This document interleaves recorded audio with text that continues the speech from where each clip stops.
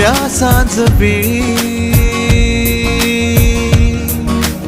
ओल्या सांज वेळी उन्हे सावलीच बिलगावी, तशी तू जवळी ये जरा. कोऱ्या कागदाची कविता जशी व्हावी, तशी तू हलके बोलना.